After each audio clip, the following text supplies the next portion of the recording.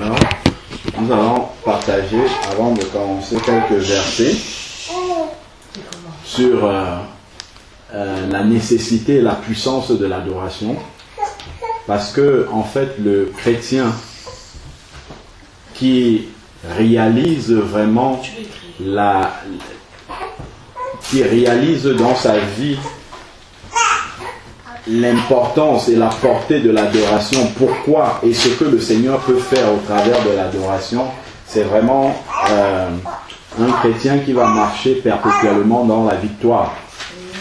Parce que si nous nous souvenons, lorsque les enfants d'Israël sont arrivés devant les murs de Jéricho, il a fallu qu'il y ait une révélation divine, qu'ils réalisent que simplement, au travers de leur adoration, au travers du chant, ils étaient capables de faire tomber les murs de Jéricho. C'est-à-dire qu'au travers de notre adoration, lorsqu'elle est sincère, lorsqu'elle est vraiment une adoration en esprit et en vérité, c'est une adoration qui produit de nombreux fruits. Déjà, nous allons voir le premier et le plus grand des commandements que le Seigneur nous a laissés. Tu adoreras le Seigneur ton Dieu de tout ton cœur, de toute ton âme, de toute ta pensée. Je crois c'est dans Marc 4, verset 10.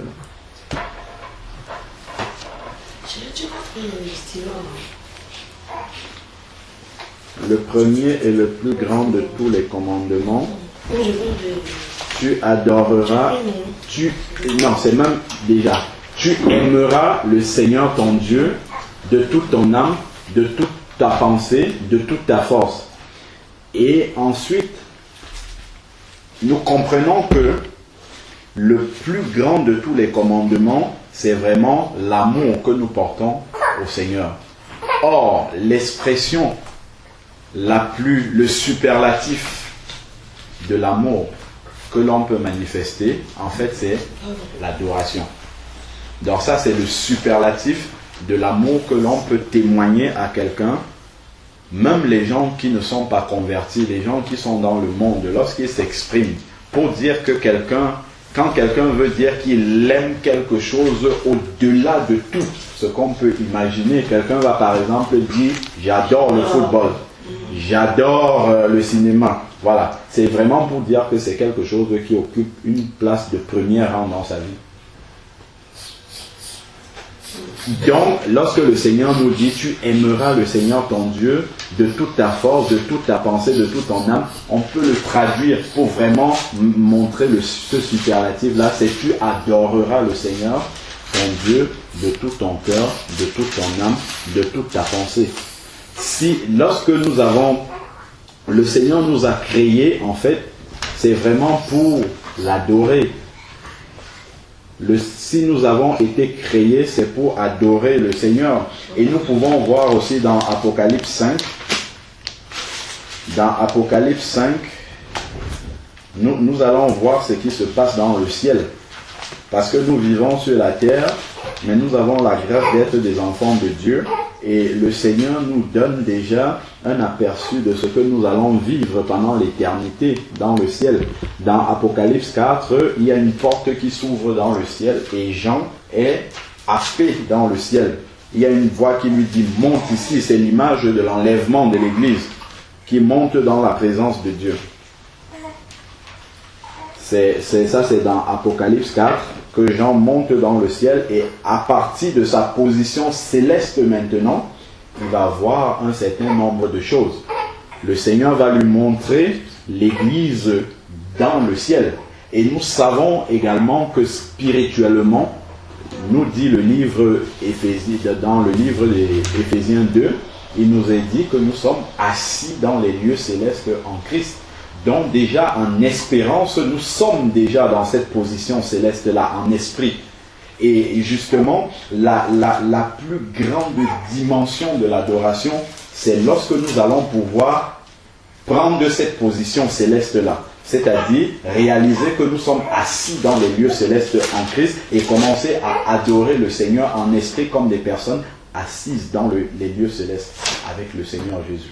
Là, on va rentrer vraiment dans une adoration qui n'est plus une adoration charnelle, mais une adoration qui a laissé la terre, mais entrer vraiment dans la présence de Dieu.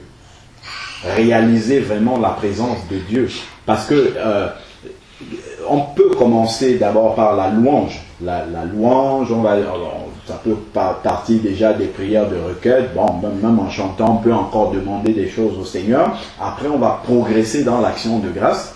Donc, on va dire merci au Seigneur pour les bénédictions. Mais réalisons bien que lorsque nous sommes dans le chant où il y a des requêtes encore, l'adoration, c'est pas de l'adoration, c'est de la louange, mais où nous sommes encore le centre d'intérêt. Parce que ça se rapporte à nous. Nous parlons à Dieu, mais ça se rapporte à nous. Après, lorsqu'on progresse dans l'action de grâce, on dit merci au Seigneur pour ce qu'il a fait pour nous. Bon, il y a le Seigneur et nous dans cette deuxième dimension-là. Donc, c'est quelque chose qui est encore tourné vers nous. Mais quand on va rentrer vraiment dans l'adoration, la profonde, l'adoration dont on parle ici en esprit, quand on réalise notre position céleste en Christ, là on va adorer Dieu non pas pour ce qu'il a et qu'il nous donne, mais pour ce qu'il est. Donc, nous n'existons plus. On oublie ce qui nous concerne, nous, nos problèmes terrestres et ainsi de suite. On a oublié ça. Et là, maintenant, on est dans la contemplation de Dieu. À ce moment-là, on entre dans la dimension la plus élevée de l'adoration. Et c'est ce qu'on voit déjà dans Apocalypse 4, Apocalypse 5. Les 4 êtres vivants, les 24 vieillards qui sont devant le trône de Dieu et qui disent jour et nuit, tu es saint, saint, saint, saint est le Seigneur. Donc quand on réalise cela, jour et nuit, ils le disent, sans s'arrêter. Leur ministère, c'est de le dire. Donc on voit vraiment à quel point l'adoration est importante pour le Seigneur. Mais il y a quelque chose que nous devons aussi réaliser. Je crois que c'est dans Apocalypse 7 qu'il nous est dit que des myriades et des myriades d'anges adorent le Seigneur dans le ciel. Ça veut dire que le Seigneur n'a pas besoin de notre adoration. Donc quand souvent on nous demande adorer le Seigneur, on pense que le Seigneur a besoin de cette adoration-là. Le Seigneur n'a pas besoin de cette adoration, mais il prend plaisir à notre adoration. Donc en fait, c'est une faveur que le Seigneur nous fait de pouvoir l'adorer. C'est une grâce que le Seigneur nous fait de pouvoir l'adorer. Donc, lorsque on réalise cela, en fait, comme le Seigneur nous permet de l'adorer, on va vraiment le faire comme étant des privilégiés, des personnes qui ont ce privilège-là de pouvoir adorer le Seigneur. Réalisons comment se passait l'adoration dans l'Ancien Testament avec le temple. Il y avait le parvis extérieur, là où monsieur tout le monde, on va dire, restait. Ensuite, il y avait le lieu saint. Déjà là, pour entrer dans le lieu saint, il fallait de la tribu des Lévites. C'était pas n'importe qui. Donc c'était déjà un peuple comment sanctifié, mis à part. Parce que la tribu des Lévites, c'était une tribu mise à part. Complètement mise à part du peuple. Cette tribu-là ne vivait pas avec tout le peuple. Et ensuite, le lieu très saint, qui était le lieu même de la présence de Dieu, où Dieu se manifestait entre les deux chérubins. La Shekinah de Dieu qui apparaissait entre les deux chérubins sur l'arche de l'Alliance. La présence de Dieu se manifestait dans le lieu très saint. Et nous savons tous que seul le souverain sacrificateur pouvait entrer dans le lieu très saint, et encore une fois par an. Et il n'était même pas sûr de sortir de là. Voilà pourquoi il fallait lui mettre une ficelle autour du pied, une ficelle autour de la taille avec des clochettes sur les pieds, pour que s'il entrait là-bas et qu'il n'était pas sanctifié lui-même et qu'il mourait là-bas, aucun lévite ne pouvait entrer le chercher là-bas, parce que seul un souverain sacrificateur avait le droit d'entrer dans le lieu très saint. Donc, il entrait comme ça dans la présence de Dieu une fois par an avec cette corde-là autour de la taille et puis des clochettes sur ses pieds. Tant qu'on entendait les clochettes, on savait qu'il était vivant parce qu'il était dans la présence de Dieu en train de marcher, en train de faire quelque chose. Mais si les clochettes arrêtaient, ce qu'ils étaient obligés de faire, c'était de tirer la ficelle pour sortir le corps. Parce que personne ne pouvait entrer dans la présence de Dieu. Quelqu'un qui entrait là-bas mourait sans être... On a le cas de Nadab et Abihu qui ont essayé de donner une adoration au Seigneur qui n'était pas la bonne parce que le Seigneur avait dit comment le culte devait se passer. Et la Bible nous dit que les fils d'Aaron, Nadab et Abihu, ont amené du feu, le feu étranger dans la présence de Dieu, dans l'adoration de Dieu. Et ça doit être une leçon pour nous aussi, à savoir que lorsque le Seigneur dit que nous devons adorer en esprit, en vérité, quand on entre dans cette adoration-là, puisque nous rentrons dans la dimension la plus élevée de l'adoration, en esprit et en vérité, assis dans les lieux célestes en Christ, ça veut dire que nous devons entrer étant sanctifiés déjà. Sanctifiés dans la présence de Dieu. Ça, vraiment, pour pouvoir faire une adoration qui glorifie vraiment le Seigneur, ça c'est une étape qui est importante, d'être sanctifié d'abord totalement. Comme le souverain sacrificateur avait besoin de se purifier lui-même d'abord, de demander pardon pour ses propres péchés, de demander pardon pour les péchés du peuple, et à ce moment-là, lorsqu'il était sanctifié, il pouvait entrer dans le lieu très saint et être sûr de ne pas mourir dans la présence de Dieu. Nous, aujourd'hui, la Bible nous dit que lorsque Jésus a expiré, le voile du temple s'est déchiré de haut en bas, donnant ainsi accès maintenant au sanctuaire de Dieu. Donc maintenant, nous, c'est par la mort de Jésus à la croix qui nous sanctifie, qui nous purifie, qui nous justifie, qu'aujourd'hui, nous pouvons, comme le souverain sacrificateur, entrer non pas une fois par an seulement, mais tous les jours, 24 heures sur 24. Ça, c'est pourquoi est-ce que nous pouvons entrer dans la présence de Dieu comme ça, 24 heures sur 24. C'est pas parce que nous sommes nous là. C'est parce que lorsque nous entrons là-bas, c'est comme si c'est Jésus qui entrait là-bas. Parce que Jésus nous a justifiés totalement. Justifier, ça veut dire quoi? Ça veut dire rendre juste. C'est-à-dire que quand Dieu nous voit, c'est comme si on n'avait jamais péché. C'est pas comme moi je dis à quelqu'un, je te pardonne, mais je n'oublie pas. Ou je te pardonne, mais je me souviens que tu avais fait ça à tel moment. Mais quand... Ah, tu dois passer un coup de fil, c'est ça? Non, je ne peux pas ça faire. Non, oui. C'est que tu es en train de... Ce que nous venons d'entendre... Je suis en train d'enregistrer. Si mais il aurait voulu... Non, on va avoir les images. On va voir les images, parce que c'est important pour d'autres frères. Ah, amen. Et c'est d'abord important pour nous, parce que ça nous permet de rentrer nous souvenir de tout ce qui a été dit. Amen. Parce amen. que vraiment... C'est formidable ce que nous sommes en train d'entendre. Seulement si cela sera possible que le Seigneur nous conduise. Oui, si. On peut reprendre, on peut redire, résumer. On est là pour partager. Hein.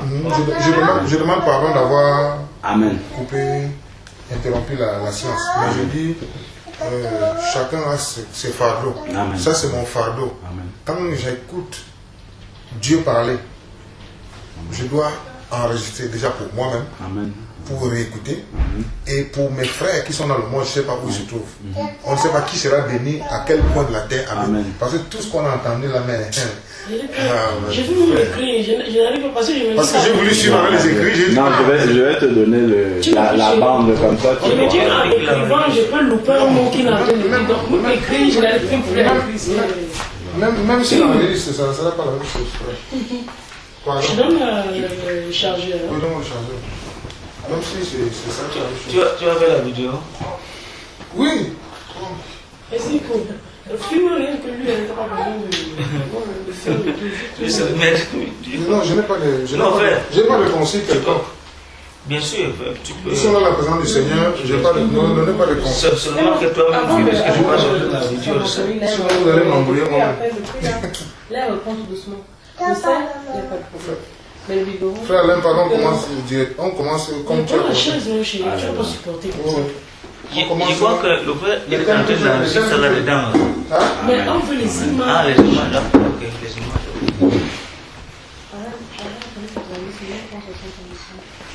C'est très important, frère Alain. Mais d'abord, avant de brancher.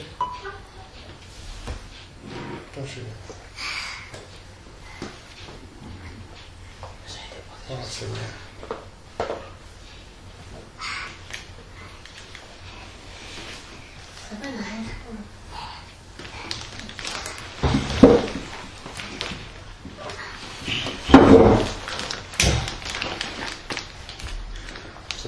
Amen.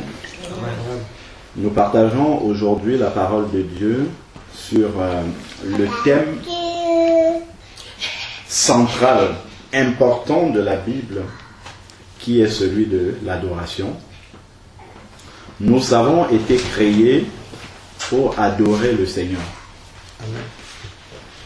Et la Bible nous dit, dans le livre d'Apocalypse 7, que dans le ciel, il y a des myriades et des myriades qui adorent le Seigneur. Dont le Seigneur, depuis les jours de l'éternité, est déjà adoré dans le ciel par des myriades et des myriades. Lorsque le Seigneur nous permet de venir nous joindre à ces adorateurs-là, nous devons réaliser en fait que c'est une grâce que le Seigneur nous fait, que nous sommes des personnes favorisées de pouvoir adorer le Seigneur. Le Seigneur n'a pas besoin de notre adoration, mais il prend plaisir à notre adoration. Donc nous devons réaliser lorsque nous adorons le Seigneur que c'est un privilège. Et nous savons que lorsque nous avons le privilège de faire quelque chose, cela signifie que nous n'avons pas mérité. Nous n'avons pas mérité ce que nous pouvons faire aujourd'hui. Mais le Seigneur nous a accordé cette grâce-là de pouvoir le faire. L'adoration occupe une place centrale dans l'évangile. Nous revenons déjà dans le premier et le plus grand de tous les commandements. Lorsqu'on a demandé au Seigneur Jésus quel est le premier et le plus grand de tous les commandements, le Seigneur a dit, tu aimeras le Seigneur ton Dieu de tout ton cœur, de toute ton âme, de toute ta pensée, de toute ta force. Et nous savons que même dans le langage ordinaire, le superlatif de l'amour, c'est l'adoration. Même les gens qui ne sont pas convertis, quand ils veulent dire qu'ils aiment quelque chose plus que tout dans leur existence, ils vont utiliser l'expression adorer. Quelqu'un va dire par exemple, j'adore le cinéma, j'adore la danse, j'adore le football, ainsi de suite. Donc, nous pouvons raisonnablement traduire ce verset, comprendre le verset qui nous donne le premier et le plus grand des commandements de la Bible. Tu aimeras le Seigneur ton Dieu de tout ton cœur, de toute ton âme, de toute ta pensée, de toute ta force, par tu adoreras le Seigneur ton Dieu de toute ta force, de toute ta pensée. Et nous comprenons également que l'adoration est non seulement un ministère qui commence sur la terre, nous sommes déjà créés pour adorer le Seigneur, mais il va se poursuivre dans le ciel.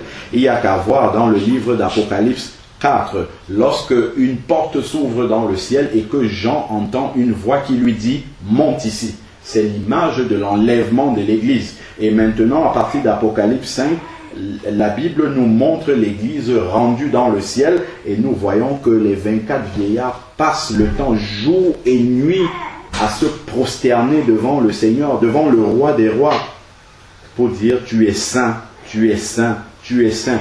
Jour et nuit, nous réalisons que même dans le ciel, c'est l'adoration qui est le ministère le plus important dans le ciel. Tu adoreras le Seigneur ton Dieu de tout ton cœur, de toute ton âme, de toute ta pensée. Je prends par exemple Apocalypse 5. Oui, Apocalypse 5. Ce livre-là est plein de beaucoup de révélations à propos de l'adoration céleste. Et je le disais tout à l'heure également, qu'il faut comprendre les différents niveaux en fait, parce qu'on ne peut pas arriver dans l'adoration comme ça de manière totalement non conduite par le Saint-Esprit. Généralement, lorsqu'on commence, on va commencer un peu par des chants ou des cantiques qui nous ramènent encore à l'expression de nos besoins au Seigneur, dans la requête. Nous sommes encore dans la requête. Et là, nous sommes dans une louange, certes, qui s'adresse à Dieu, mais elle est encore centrée sur nous. Donc nous sommes encore le centre de cela. Ensuite, on va progresser. Nous allons rentrer maintenant dans l'action de grâce. Dans l'action de grâce, nous sommes dans la reconnaissance par rapport aux bénédictions que le Seigneur nous a accordées. Donc, nous disons merci au Seigneur, mais pour les bénédictions qu'il nous a accordées. Donc nous sommes encore, en fait, le but de l'adoration. Nous sommes encore partie prenante de cette adoration-là. Mais le summum, alors là je dirais même de la louange, mais le summum c'est l'adoration véritable. Et quand on parle d'adoration, nous avons vu dans le plus grand commandement, tu adoreras le Seigneur ton Dieu de tout ton cœur, de toute ton âme, de toute ta pensée, c'est-à-dire qu'il n'y a plus que Dieu qui existe.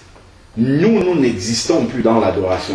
C'est-à-dire que tout est centré sur Dieu maintenant. Nous entrons dans la contemplation de Dieu. Nous adorons Dieu à ce moment-là, non pas pour ce qu'il a et qu'il nous donne, mais pour ce qu'il est et qu'il nous révèle. Il nous révèle qui il est, et là nous l'adorons pour ce qu'il est.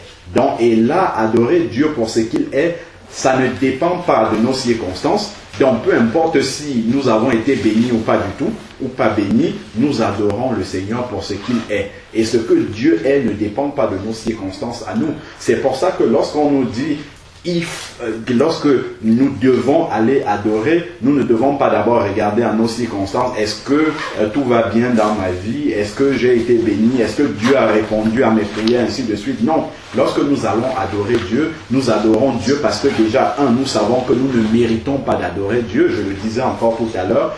Lorsque nous regardons l'image de l'Ancien Testament, dans l'Ancienne Alliance, seul le souverain sacrificateur pouvait entrer dans la présence de Dieu. Encore une fois par an, il entrait dans le lieu très saint.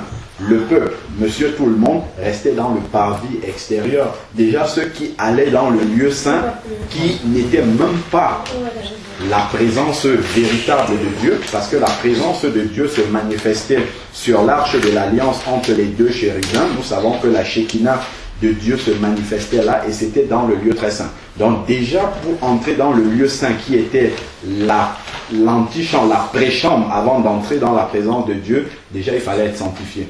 Sanctifié, ça veut dire mis à part. Et seuls les Lévites pouvaient entrer dans ce lieu saint-là. Les Lévites, c'était un peuple, c'était une tribu qui était mise à part pour Dieu, pour le service de Dieu. Donc eux déjà, ils étaient sanctifiés. À plus forte raison, nous n'entrons pas seulement dans le lieu saint, mais nous entrons dans le lieu très saint. Et nous n'entrons pas dans le lieu très saint parce que nous sommes nous-mêmes, mais c'est grâce au sacrifice de Jésus. Parce que lorsque Jésus est mort à la croix et nous acceptons que Jésus est mort à la croix à notre place, nos péchés sont transférés sur Jésus, en sorte que lorsque Dieu nous regarde, c'est comme si nous n'avions jamais péché. C'est ce qu'on appelle la justification. Donc il nous justifie, il nous rend justes. Et nous savons que seules les personnes justes peuvent entrer dans la présence de Dieu. Donc il faut être totalement juste pour entrer dans la présence de Dieu.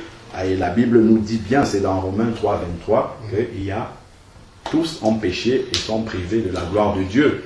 Vers Romains 3, verset 10 nous dit, il n'y a point de juste, pas même un seul. Donc nous savons que nous ne sommes pas justes, nous ne méritons même pas d'adorer le Seigneur. Mais lorsque Jésus a expiré à la croix, le voile du temple s'est détruit, donnant ainsi accès à chaque enfant de Dieu à la véritable présence de Dieu, au sanctuaire de Dieu. Donc voilà pourquoi aujourd'hui nous pouvons entrer dans la véritable adoration céleste. Alors dans tout à l'heure, je parlais d'Apocalypse 5. Ce chapitre-là nous permet vraiment de voir quelle est la dimension de l'adoration dans le ciel. Et nous savons que lorsque le Seigneur nous sauve, au moment, à l'instant même où nous acceptons Jésus comme Seigneur et Sauveur, Jésus nous justifie, il nous pardonne et il nous justifie à ce moment-là. Normalement, nous pouvons aller au ciel déjà, puisque nous sommes totalement purs. Mais Jésus nous laisse encore sur la terre, parce que non seulement il y a le travail d'évangélisation, ainsi de suite, mais Jésus a deux programmes. Le premier programme, c'est de sauver ceux qui sont là, mais la transformation également, la préparation pour le ciel. Donc on a besoin d'être préparé pour entrer dans le ciel. Nous avons besoin, et l'adoration fait partie de cette préparation-là, puisque l'adoration, c'est un ministère qui commence sur la terre et qui se poursuit jusque dans l'éternité. Donc nous avons besoin de rester là sur la terre pour nous préparer déjà à ce que nous allons vivre dans la présence éternelle de Dieu. Nous avons besoin de nous préparer pour cela. Amen. Amen. Donc nous allons lire maintenant. Amen. Amen. Donc, avant de lire même dans Apocalypse 5, en attendant que le frère soit prêt, nous pouvons voir également lorsque Jésus, je crois que c'est dans Matthieu 4,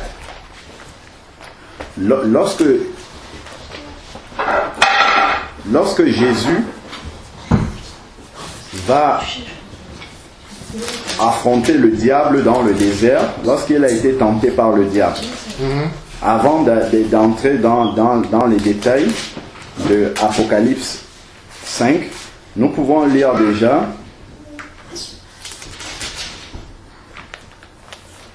dans Matthieu 4, la tentation de Jésus. Alors, nous allons prendre, voilà, au verset 10. Matthieu 4, verset 10. Matthieu 4, verset 10. Nous pouvons prendre déjà au verset 8 pour comprendre un peu le contexte. Donc c'est Jésus qui est en train de répondre au diable par la parole de Dieu. Nous comprenons, ça c'est juste pour la petite histoire. Le chapitre 4 de Matthieu nous montre le véritable combat spirituel. Comment est-ce que nous devons mener le combat spirituel contre le diable? C'est par la parole de Dieu. Le diable va essayer de nous entraîner dans la séduction par la parole de Dieu, prise hors de son contexte, mais nous devons aussi lui dire, il est aussi écrit. Donc un enfant de Dieu qui va être vainqueur du combat spirituel, c'est un enfant de Dieu qui est rempli de la parole de Dieu. Il doit être absolument rempli de la parole de Dieu pour pouvoir triompher sur le diable. Et c'est ce que Jésus avait ici comme puissance. En tout cas, il a une puissance tellement infinie, mais il manifeste surtout la puissance de la parole dans ce combat spirituel-là. Alors, au verset Matthieu 4, verset 8, le diable transporta encore sur une montagne très élevée. Le diable le transporta Jésus encore sur une montagne très élevée, lui montra tous les royaumes du monde et leur gloire. Et lui dit, je te donnerai toutes ces choses si tu te prosternes et tu m'adores. Ça c'est très très intéressant ce passage. Là, on va faire une petite parenthèse. C'est très très intéressant. Qu'est-ce que le diable réclame à Jésus? L'adoration. L'adoration. Nous savons que dans le monde spirituel dans lequel nous vivons, il n'y a que deux royaumes. Le royaume de Dieu et le royaume de l'autre. Si nous n'adorons pas Dieu, nous adorons forcément l'autre. Nous partagions encore dernièrement dans la veille de prière, et je disais à une sœur, quand tu es en train de danser par exemple, nous voyons David adorer le Seigneur en dansant. Danser, c'est un acte d'adoration. Amen. Amen. Mais lorsque tu danses pour glorifier Dieu. Si tu danses déjà en pensant à Dieu et sur une musique qui glorifie Dieu. Mais si tu es en train de danser dans une musique mondaine qui ne glorifie pas Dieu, attention, tu es en train d'adorer le diable, même si tu ne le sais pas. C'est très subtil. C'est très très subtil. C'est très très subtil. Et le diable va toujours profiter de l'ignorance des enfants de Dieu. Et ça a vraiment éclairé la sœur. Ça a été vraiment comme une lumière qui est venue, parce que la sœur, elle est convertie, mais elle n'avait pas encore compris que la musique du monde, elle doit la mettre de côté. Elle est rentrée chez elle, elle a vidé son disque dur de toute la musique du monde. Parce que Dieu est tellement jaloux qu'il ne se mélange pas. Il n'accepte pas de se mélanger. Je crois que c'est dans Ézéchiel 11 qu'on voit la Shekinah de Dieu lorsque les Israélites ont commencé à ramener les idoles dans le temple. La Shekinah est partie du temple. Parce qu'on le lit encore c'est dans 2 Corinthiens 6 au verset 14 jusqu'au verset 16 où il nous est dit: est-ce que l'Esprit de Dieu peut cohabiter avec l'esprit des idoles? Dieu ne cohabite pas avec les esprits des idoles, avec les idoles. Dieu ne cohabite pas du tout. L'Esprit de Dieu qui est en nous ne cohabite pas avec les idoles. D'ailleurs, d'où le chrétien véritablement né de nouveau, qui a l'Esprit de Dieu en lui, ne peut pas être possédé par un démon. Ça, c'est entre parenthèses. Parce que le démon ne peut pas vivre en lui en même temps que l'Esprit de Dieu. Ce n'est pas possible. Ce n'est absolument pas possible. Un démon ne peut pas vivre à l'intérieur d'un chrétien. Ça ne veut pas dire que le démon ne peut pas essayer d'attaquer le chrétien, mais de l'extérieur. Mais il ne peut pas vivre à l'intérieur du chrétien alors que le chrétien est le temple même du Saint-Esprit. Ça, c'est pas possible, c'est pas biblique ça. Bon, ça c'était simplement une parenthèse. Donc, le diable, Matthieu 4, au verset 8 et 9, surtout le verset 9, le diable réclame notre adoration. N'oubliez pas, 1 Jean 5, 19 nous dit que le monde est entre les mains du malin. Amen. Donc le monde est entre les mains du malin. Donc si nous ne sommes pas lucides, si nous ignorons la parole de Dieu, nous pouvons adorer le diable sans le savoir. Et le diable, il est content. Il est content parce que, regardez dans le livre de Job, je viens de me promener par-delà la terre pour observer. Ben, c'est comme ça que le diable fait. Le diable, il est là, surtout les chrétiens qui sont sérieux. Qui sont sérieux avec la parole de Dieu, le diable n'est jamais loin. Dès que tu tombes, il va se dire, Seigneur, regarde, puisqu'il est là-bas pour nous accuser, il va dire, regarde ton enfant, celui que tu appelles ton enfant, regarde ce qu'il fait. Il est en train de m'adorer. Tu dis que ce sont tes enfants, mais il est en train de m'adorer. Regarde tes enfants qui sont en train de danser sur la musique mondaine. Ils ne s'en rendent même pas compte. Pourtant, ils ont ton esprit. Normalement, avec le discernement de l'esprit qu'ils ont, ils devraient comprendre qu'ils ne doivent pas faire cela. Amen. Amen. Donc, le diable réclame notre adoration. Si, Jésus l'a dit, si j'ai été traité de cette façon-là, vous aussi vous serez traité de la même chose. C'est Matthieu 10, le serviteur n'est pas plus que son maître. Il faut que le serviteur soit traité comme son maître. Donc si le diable a réclamé l'adoration de Jésus, il réclame aussi notre adoration. Dans tout ce que nous faisons, le diable réclame aussi que nous l'adorons. Et pour les enfants de Dieu qui sont vraiment sérieux avec la parole de Dieu, c'est par la ruse que le diable va procéder. Par l'ignorance. Si nous ignorons la parole de Dieu, il va exploiter tout cela. Moi, je me vois même souvent, quand je suis en train d'aller au travail, je suis en train de mimer, de fredonner un cantique du Seigneur. Mais lorsque j'oublie un peu ma pensée, je commence à fredonner un chant du monde. Ça veut dire que même là, le diable, il nous surveille. Il est là. Et si on n'est pas vigilant, en une seule seconde, on bascule. Tout à fait. On bascule. On est en train de mimer les chants qu'on a connus quand on était dans le monde et ainsi de suite. Et le diable, il est content. Il dit, regarde ton fils là-bas, il est en train de m'adorer. Qu'est-ce que Dieu va dire? À part de nous donner le Saint-Esprit pour dire, attention, tiens, hop, là tu es en train de... Voilà, tu as commencé dans un cantique chrétien, mais qu'est-ce que tu es en train de dire là? Et ça, c'est à tous les instants. Nous, on va dire non, c'est pas grave, ainsi de suite. Mais ça, c'est un combat spirituel. Parce que ça a une répercussion très, très importante dans le ciel. On le voit avec l'histoire de Job. Quand le diable se présente devant le Seigneur. Ça, c'est très important. Pour nous, on dit c'est pas important, mais c'est très, très important, ça, dans le ciel. Alors... Et voilà, au verset 10, Matthieu 4, verset 10, Jésus lui dit, retire-toi de moi, Satan. Ça, c'est la puissance que Jésus a et que tous les enfants de Dieu ont. Satan même se présente devant un enfant de Dieu qui vient de naître de nouveau. Il y a une minute, il peut dire, retire-toi de moi, Satan. Sans aucun problème. Satan n'a pas le pouvoir sur lui. Amen. Amen. Voilà. Alors, Jésus lui dit, retire-toi de moi, Satan, car il est écrit. Donc Jésus connaissait la parole. Et les enfants de Dieu, c'est comme ça qu'il faut répondre, car il est écrit. Tu adoreras le Seigneur ton Dieu et tu le serviras lui seul. Vous avez vu dans quel ordre c'est mis? L'adoration en premier, le service en deuxième. Donc quelqu'un qui veut être un bon serviteur de Dieu doit d'abord être un bon adorateur. C'est quand il a fini d'adorer le Seigneur qu'il reçoit l'inspiration de Dieu, et quand il va dans le service de Dieu, il est efficace.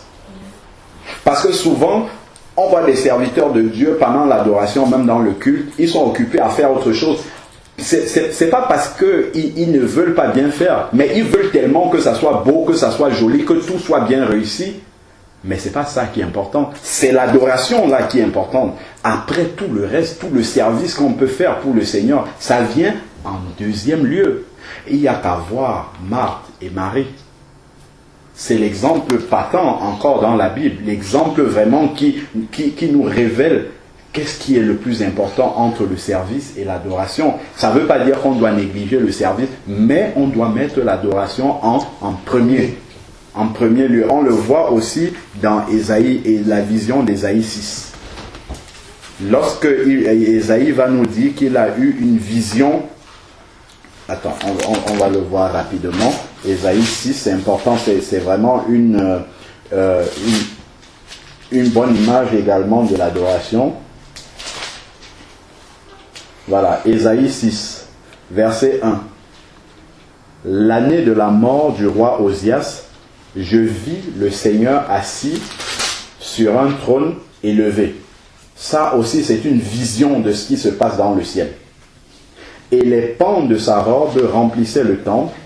Des séraphins se tenaient au-dessus de lui. Ils avaient, regardez ce que les séraphins avaient, chacun 6 ailes. 2 parmi les 6 ailes, regardez comment les ailes sont réparties. 2 dont ils se couvraient la face, 2 dont ils se couvraient les pieds, et 2 dont ils se servaient pour voler. 4 ailes pour l'adoration, et 2 ailes pour le service. Voler, c'est le service. 2 ailes seulement, et 4 pour l'adoration. Ça montre vraiment la dimension, l'importance de l'adoration pour le Seigneur. L'adoration, ça passe en premier. Ensuite, si on continue à lire, verset 3. Ils criaient l'un à l'autre et disaient la même chose, la même image qu'on a dans l'Apocalypse. Saint, Saint, Saint est l'Éternel des armées. Toute la terre est pleine de sa gloire. Les portes furent ébranlées dans leur fondement par la voix qui retentissait, et la maison se remplit de fumée. Alors je dis, malheur à moi. Vous voyez, quand on entre vraiment dans la présence de Dieu, on réalise qui on est vraiment. On réalise qu'on n'est pas saint, on réalise qu'on n'est pas pur. Et ici, on n'a pas affaire à monsieur tout le monde, a affaire à un prophète. Vous voyez, là on est dans Ésaïe 6. Ça veut dire que déjà pendant 5 chapitres, Ésaïe avait déjà prophétisé. Mais là, quand il a une vision céleste de Dieu, il réalise vraiment qu'il est un homme impur. Donc, dans l'adoration, on peut réaliser aussi qu'on n'est pas saint. D'ailleurs, on réalise qu'on n'est pas saint et qu'on n'est rien du tout dans la présence de Dieu. Alors, verset 5.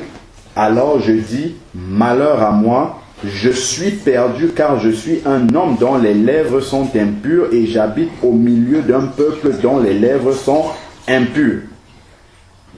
Et mes yeux ont vu l'Éternel des armées. Dans l'adoration de Dieu, on réalise sa véritable condition spirituelle. On réalise qui on est véritablement. Dans cette adoration-là où on a oublié déjà qui on est et qu'on est dans la contemplation de Dieu, quand on réalise la sainteté de Dieu à ce moment-là, on réalise que nous, on est très très très loin d'être saints. Et que c'est simplement une grâce que nous avons d'adorer Dieu. Verset 6, Ésaïe 6, 6. Mais l'un des séraphins vola vers moi et tenant à la main une pierre ardente qu'il avait prise sur l'autel avec des pincettes. Verset 7. Il en toucha ma bouche et dit, ceci a touché tes lèvres, ton iniquité est enlevée et ton péché est expié. J'entendis la voix du Seigneur disant, qui enverrai-je et qui marchera pour nous? Je répondis, me voici, envoie-moi. D'où la nécessité d'être sanctifié. Vous avez vu, il a fallu qu'il soit d'abord sanctifié par l'ange pour entendre la voix du Seigneur. Souvent, les gens disent, j'ai une vision du Seigneur. J'ai entendu, le Seigneur m'a dit que, mais quand tu vois, sa vie n'est pas sanctifiée. Ça vient d'où ça? C'est contraire à la parole de Dieu. C'est pour ça, quand quelqu'un dit, j'ai entendu, Dieu m'a parlé, il faut toujours tester. Et le test, c'est la parole de Dieu. C'est pas autre chose. Il ne faut pas simplement être émerveillé comme ça quand quelqu'un dit, oh Dieu m'a parlé, Dieu a fait ci, Dieu, j'ai eu une vision. Non. Est-ce que la vision, est-ce que ce que tu as reçu, est-ce que ça vérifie, ça passe le test de la parole de Dieu? Le Seigneur va nous dire, c'est dans Matthieu 7, que l'arbre se reconnaît par... Amen. Vous voyez quelqu'un qui n'a pas une vie sanctifiée, qui vous dit que Dieu lui parle tous les jours. De quel Dieu s'agit-il? Le Dieu de sainteté ou bien un autre Dieu? Vous voyez bien que on a vu là dans Ésaïe 6, si on va lire dans Apocalypse 4, c'est la même chose. Saint, Saint, Saint est le Seigneur. Donc c'est le Dieu trois fois saint. Mais on ne dit pas amour, amour, amour dans le ciel. Saint, Saint, Saint, c'est la sainteté de Dieu. Dieu est cet amour, mais il est saint aussi. Dieu, il est très saint. Il est amour, mais il est saint. Donc même s'il pardonne le péché, il juge également. Donc, et ça, on a besoin d'être sanctifié pour entrer vraiment dans la véritable adoration. C'est pas parce que Dieu est amour qu'il va accepter n'importe quelle adoration. On a parlé tout à l'heure de Nadab et Abihu qui ont amené le feu étranger dans la présence de Dieu. Ça, c'est l'image d'une fausse adoration. Parce qu'on peut aussi venir dans une fausse adoration. Souvenons-nous que Jésus dit aux pharisiens, ce peuple m'honore des lèvres, mais son cœur est loin de moi. Dans le texte grec, c'est ce peuple m'adore des lèvres, mais son cœur est loin de moi. Donc c'est le cœur que Dieu veut. C'est pas forcément l'expression que l'on peut voir. Parce que quand on voit souvent dans les milieux chrétiens, il y a beaucoup de personnes qui ont une grande expression. C'est bien, mais c'est pas ça qui est le plus important. Est-ce que le cœur est vraiment là? À de l'adoration en esprit et en vérité, surtout. La sincérité dans l'adoration. L'adoration peut être une abomination devant Dieu si ce n'est pas une vraie adoration. On a vu le cas de Nadab et Abihu où Dieu a frappé immédiatement. Il n'a pas averti, il a frappé tout de suite. Mais aujourd'hui, la grâce que nous avons, c'est que le sacrifice de Jésus a apaisé le cœur de Dieu, en sorte que nous pouvons venir avec de fausses adorations comme ça, mais Dieu est patient encore. Sinon, beaucoup d'entre nous, nous mourions pendant les séances d'adoration, comme c'était le cas dans l'Ancien Testament. Et ça nous amène encore à réaliser quelle est la grandeur du sacrifice de Jésus à la croix. Je pense que jusqu'à ce que nous mourrons, peut-être même dans le ciel seulement, nous allons réaliser vraiment ce que Jésus a fait à la croix. Nous connaissons seulement une petite partie, mais c'est tellement immense ce qu'il a fait quand on regarde tout ce qui s'est passé dans les Écritures par rapport à ce qui vient après. C'est vraiment la grâce de Dieu. C'est la grâce de Dieu. On finit par Apocalypse 5 et après on va adorer le Seigneur. Amen. Amen. Apocalypse 5, parce que c'était ça le texte de base, donc on va le lire quand même. Puis je vis dans la main droite de celui qui était assis sur le trône un livre écrit en dedans et en dehors, scellé de 7 sceaux, et je vis un ange puissant qui criait d'une voix forte, qui est digne d'ouvrir le livre et d'en rompre les sceaux. Et personne dans le ciel, ni sur la terre, ni sous la terre, ne put ouvrir le livre, ni le regarder. Et je pleurais beaucoup de ce que personne ne fut trouvé digne d'ouvrir le livre, ni de le regarder. Et l'un des vieillards me dit, ne pleure point. Voici le lion de la tribu de Juda. Amen. Amen. Le rejeton de David a vaincu pour ouvrir les 7 sceaux. Un seul est digne d'être adoré dans le ciel, c'est le lion de la tribu de Juda. Seul Jésus. Il n'y a pas de mention de Marie là qui est adorée dans le ciel. C'est une fausse adoration d'adorer Marie. Voilà la vérité qui est donnée dans ce verset-là. lorsqu'on lit ce qui se passe dans le ciel, nulle part on ne voit Marie assise quelque part là qui reçoit aussi une adoration. Jamais Dieu ne donnera jamais sa gloire aux hommes, ni son honneur aux idoles. Jamais, jamais ça n'arrivera. Jamais. On voit qui est digne d'être adoré dans le ciel, c'est le lion de la tribu de Juda. Verset 6, et je vis au milieu du trône des quatre êtres vivants, et au milieu des vieillards un agneau qui était là comme immolé, et il avait 7 cornes et 7 yeux qui sont les 7 esprits de Dieu. Vous voyez, dans le ciel, l'agneau paraît comme immolé. Donc même dans le ciel, le souvenir du sacrifice de la croix est toujours présent. C'est-à-dire que même là-bas, les enfants de Dieu ne doivent pas oublier que s'ils sont là, c'est grâce au sacrifice à la croix. Voilà pourquoi Jésus garde les marques de la croix sur lui jusqu'à ce qu'il paraisse dans les lieux des cieux. Dans Zacharie 14, on voit quand Jésus arrive, Zacharie 12 et Zacharie 14, quand ses pieds se posent sur le mont des Oliviers, la Bible nous dit que les Juifs ont reconnu celui qu'ils ont percé, dont les marques sont restées là 2000 ans durant, et plus peut-être, les marques seront toujours là, pour nous rappeler que, attention, vous êtes dans le ciel, c'est bien, mais vous êtes là grâce au sacrifice de la croix. L'agneau paraît comme immolé. Ça c'est très important, même dans le ciel, le sacrifice de la croix est toujours le souvenir du sacrifice de la croix est là. Verset 7. Il vint et prit le livre de ma main, de la main droite, et celui qui était assis sur le trône. Quand il eut pris le livre, les 4 êtres vivants et les 24 vieillards se prosternèrent devant l'agneau. Les 4 êtres vivants, les 24 vieillards se prosternent. La prosternation, c'est un acte d'adoration. Se prosternèrent devant l'agneau, tenant chacun une harpe et des cordes et des coupes d'or remplies de parfums qui sont les prières des saints. Et ils chantaient un cantique nouveau. Vous voyez, les 24 vieillards, les 4 êtres vivants dans le ciel sont en pleine adoration. Ils chantent un cantique nouveau en disant: tu es digne de prendre le livre et d'en ouvrir les sceaux, car tu as été immolé et tu as racheté. Je vais commenter cette partie-là. Juste avant de continuer, ils chantaient un cantique nouveau. Nous devons comprendre aussi que notre adoration est inspirée du Saint-Esprit. Puisqu'on dit qu'on adore le Seigneur en esprit et en vérité. Donc c'est le Saint-Esprit qui vient inspirer notre adoration. Lorsque on commence à adorer le Seigneur avec des cantiques que nous connaissons. Ce sont des frères, des sœurs qui ont composé ces cantiques-là, qui étaient sous l'inspiration du Saint-Esprit au moment où ils ont composé ces cantiques. Mais nous aussi, lorsque nous chantons, nous sommes sous l'inspiration du même esprit, puisqu'il y a un seul esprit qui est l'Esprit de Dieu. Et à ce moment-là, nous ne devons pas seulement rester sur l'inspiration que eux, ils ont eue. Ça nous sert simplement de point de départ. Mais après, nous nous approprions ces cantiques-là et nous chantons avec nos propres mots. Amen. Ça devient des cantiques nouveaux. Amen. Ça, c'est un exercice que nous devons faire.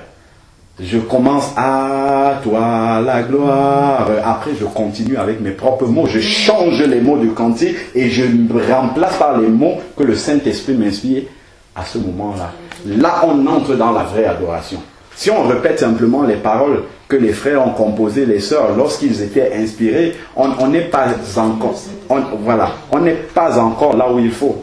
Voilà, là, dans ça on va même anticiper, c'est là où le baptême dans le Saint-Esprit joue alors un grand rôle. Parce qu'on commence maintenant à adorer le Seigneur, même dans de nouvelles langues. Dans les langues célestes qui parlent de Dieu, des mystères de Dieu que nous-mêmes on ne comprend pas. Parce qu'on peut chanter en langue aussi. Et là, c'est vraiment le sommet de l'adoration. Parce qu'en chantant en langue, en fait, c'est le Saint-Esprit qui directement inspire cette adoration-là. Parce que là, ce n'est même plus l'intelligence de l'homme. La Bible nous dit, c'est dans 1 Corinthiens 14, que lorsque je parle en langue, mon intelligence est stérile. Mon intelligence ne comprend pas. L'intelligence et l'intellect s'arrêtent. Et là, c'est l'Esprit de Dieu qui adore. C'est le sommet même de l'adoration. Donc, mais déjà, en français, on peut déjà essayer nous exercer, lorsqu'on chante ces cantiques-là, à utiliser les mots que le Saint-Esprit nous donne. Ça, c'est très très important. Et ça, c'est un exercice. Hein. C'est vraiment quelque chose qu'on fait. On commence, on demande au Seigneur de nous conduire, et c'est comme ça qu'on développe sa vie d'adoration. Parce que l'adoration, en fait, c'est un style de vie.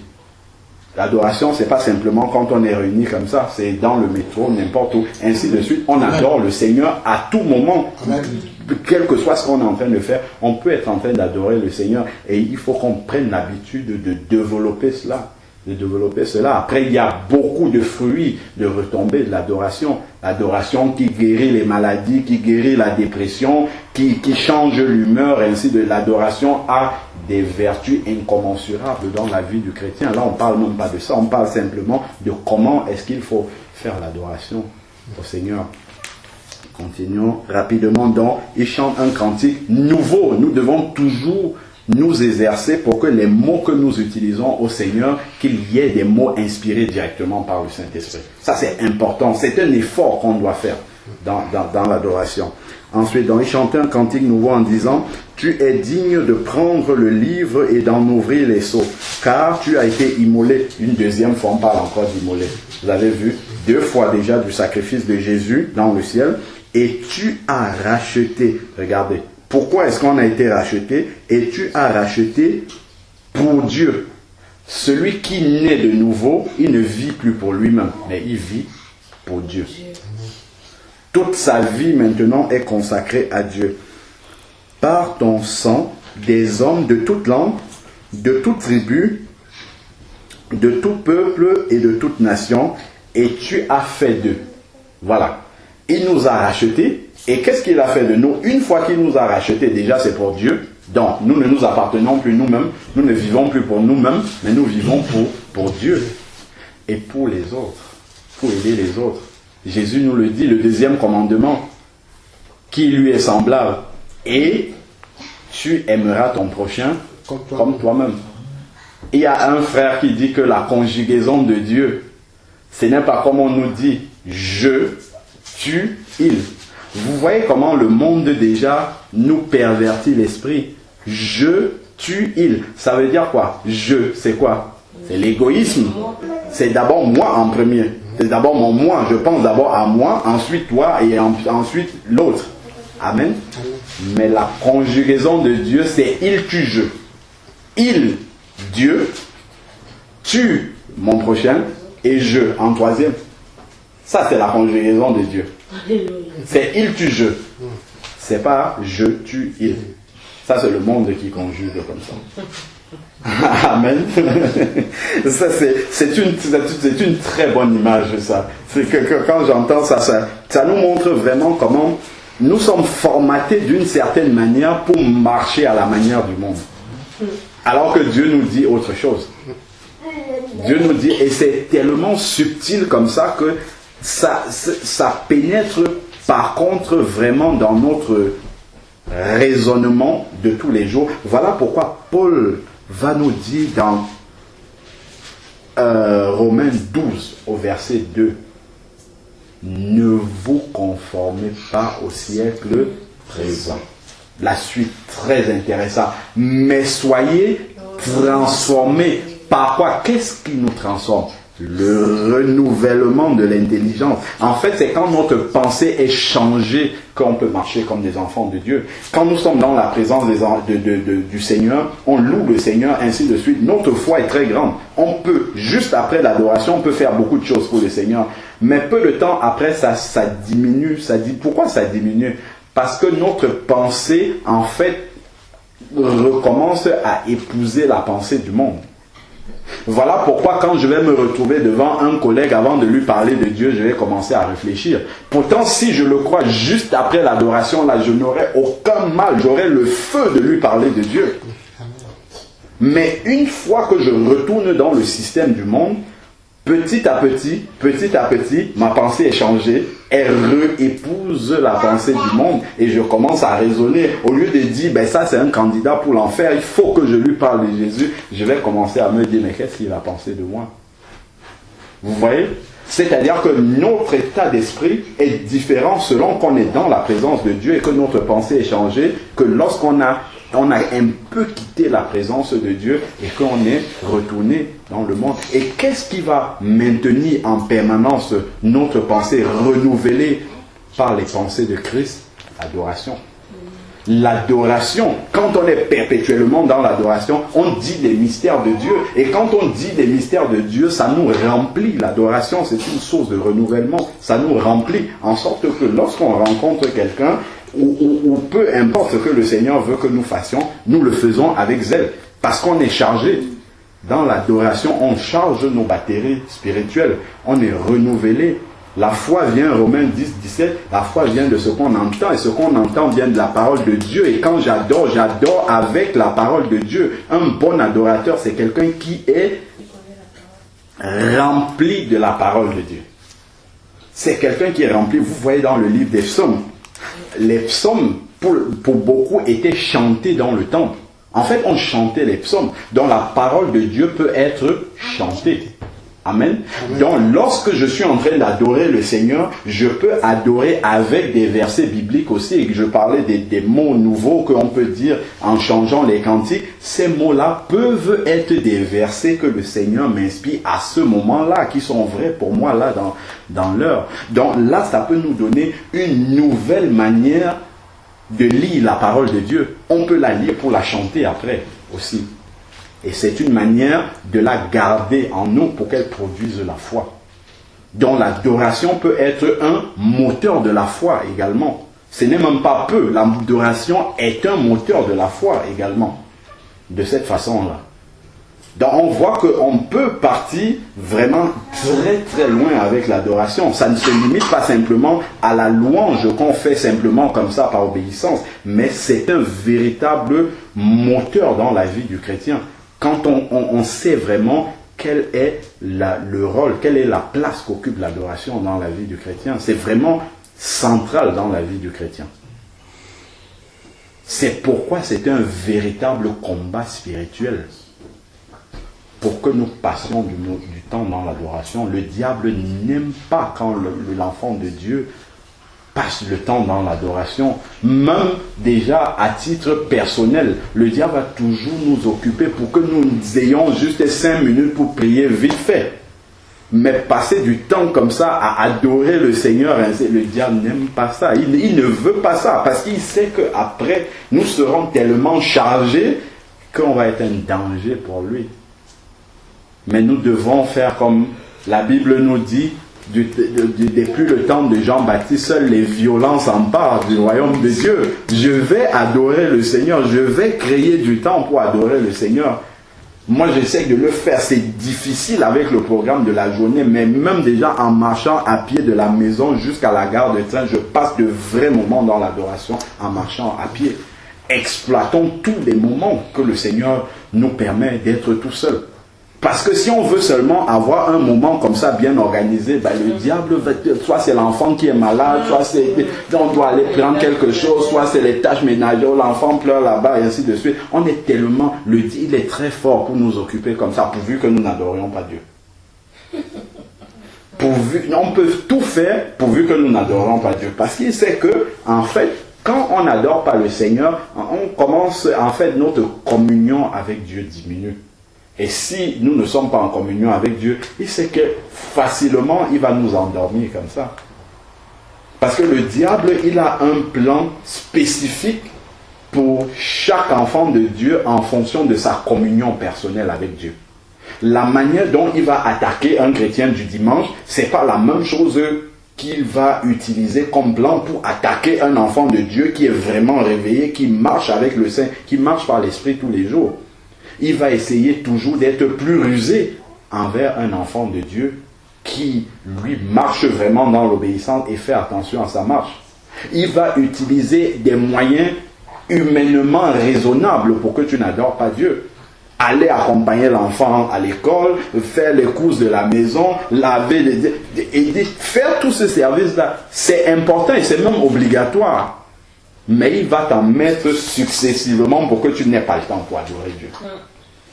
Avec de bonnes raisons. Ce ne sont pas de mauvaises raisons. Il faut le faire. Mais il va organiser ton emploi du temps pour qu'il n'y ait pas de l'espace. Il faut aller travailler, tout ça c'est important. Mais il va tout faire comme ça en cumulant tout pour que tu n'aies pas le temps pour entretenir cette communion personnelle avec Dieu. Donc nous devons être encore plus rusés que le diable parce que nous avons l'Esprit de Dieu. Amen. Nous devons être plus rusés que le diable en exploitant toutes les secondes que nous avons où nous sommes libres. Il faut adorer Dieu, il ne faut pas perdre de temps. Et à ce moment-là, il ne faut pas se demander est-ce que je suis de bonne humeur, est-ce que non. Il faut adorer Dieu dès qu'on a du temps parce que c'est ça qui nous charge spirituellement. Quand les combats vont arriver, nous sommes prêts déjà dans la tête. Vous savez que le combat spirituel, ça se perd, c'est dans la tête. Hein. Le combat, c'est dans les pensées. Quand Paul dit qu'il faut renverser les raisonnements et tout ça, c'est ça le vrai combat spirituel, c'est dans la pensée de l'homme. C'est pour ça que le diable attaque surtout notre pensée. Il sait que quand il nous a gagné dans la pensée, c'est bon. C'est fini. Or, nous savons qu'il ne lit pas dans la pensée de l'homme. Tout ce qu'il fait, il injecte de mauvaises pensées et en fonction de la manière dont tu réagis, il sait dans quel état spirituel tu es. Et il sait s'il doit actionner ou s'il faut qu'il aille encore réviser son plan et qu'il revienne avec un plan B pour toi. Si tu réagis d'une manière spirituelle, quand le diable t'injecte une pensée, il sait que celui-là, il est réveillé, il est sur ses deux pieds. Il faut qu'il aille préparer un autre plan, puisqu'il se déguise en ange de lumière. Donc il va revenir d'une manière beaucoup plus subtile. Et il faut faire attention, tout ce qui est sentiment, tout ce qui est relation de famille, d'amitié, tout ça, c'est tout ça que le diable exploite pour nous amener sur un chemin parallèle. C'est très très subtil de s'éloigner du chemin de Dieu. Hein. Très très subtil. Parce que le diable, il sait que s'il vient avec des choses grossières à l'enfant de Dieu qui est réveillé, il va dire bah, ça c'est bon, ça c'est péché, ainsi de suite. Mais il va venir avec des choses beaucoup plus subtiles pour nous éloigner petit à petit, petit à petit, petit à petit. Et on sort du chemin sans s'en rendre compte, d'une manière très subtile. C'est pour ça qu'il faut veiller. Veillons constamment, constamment. Paul va dire, j'ai combattu le bon combat, j'ai achevé la course. Il faut aller jusqu'au bout. On ne peut pas s'arrêter. Alors, verset 10, Apocalypse 1, 10. Et tu as fait d'eux, donc ceux qui sont rachetés, un royaume et des sacrificateurs pour notre Dieu. Nous sommes tous devenus des sacrificateurs. Et dans le livre d'Hébreux, il nous est dit que nous offrons des sacrifices de louange. Maintenant, nous les nouveaux sacrificateurs de la nouvelle alliance, nous n'offrons plus les animaux, mais c'est la louange qui devient le sacrifice que nous offrons à Dieu. Et nous savons que le souverain sacrificateur ou les sacrificateurs n'offraient pas un sacrifice par-ci, par-là de temps en temps. C'était leur travail perpétuellement. Donc l'adoration, c'est quelque chose de perpétuel. Verset, on va juste finir. Et ils régneront sur la terre. Je regardais et j'entendis la voix de beaucoup d'anges autour du trône et des êtres vivants et les vieillards. Et leur nombre était, voilà même encore, des myriades et des myriades, des milliers et des milliers qui adorent le Seigneur dans le ciel. Ça veut dire que nous, même si on prend les 6 milliards et demi de la terre, là, même comme ils ne sont même pas tous des chrétiens, même si nous tous là, nous adorons Dieu, ça n'atteint pas le nombre de ceux qui adorent Dieu dans le ciel. Donc imaginons-nous, moi je suis qui pour être accepté, pour adorer aussi parmi eux. C'est là qu'on réalise vraiment toute la grâce qu'on a de pouvoir adorer le Seigneur. C'est un privilège. Quand on nous accorde un privilège, on doit en profiter. On doit vraiment en profiter. Qu'est-ce qui nous fait ne pas en profiter, vraiment réaliser que c'est une grâce? C'est le diable, c'est tout. C'est parce que le monde est entre les mains du malin. La parole de Dieu ne nous ment pas. Hein. Quand elle nous le dit, c'est une réalité, mais c'est spirituel.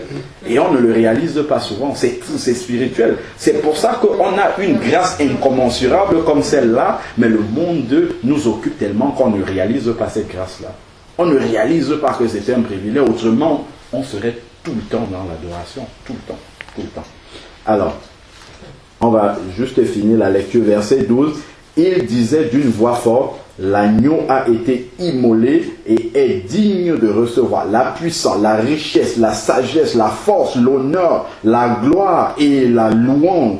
Et les créatures qui sont dans le ciel, sur la terre, sous la terre, sur la mer et tout ce qui s'y trouve, je les entendais qui disaient à celui qui est assis sur le trône et à l'agneau soit la louange, l'honneur, la gloire, la force au siècle des siècles.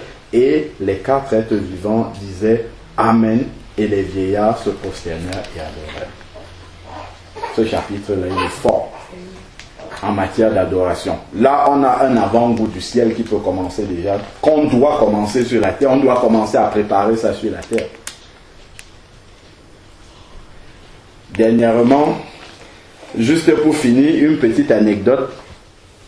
Ma belle-mère, la maman de Linda, elle disait en fait qu'elle a réécouté la traduction de la prière du Notre Père dans sa langue, c'est en Banjoun.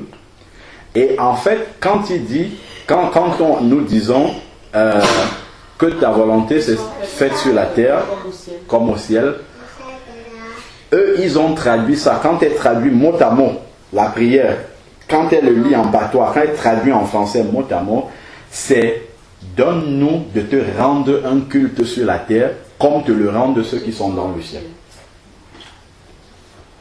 Ça c'est très fort. Amen. Donne-nous de te rendre un culte sur la terre comme te le rendent ceux qui sont dans le ciel. Amen. Amen. Alléluia. Merci Seigneur. Ah, merci Seigneur.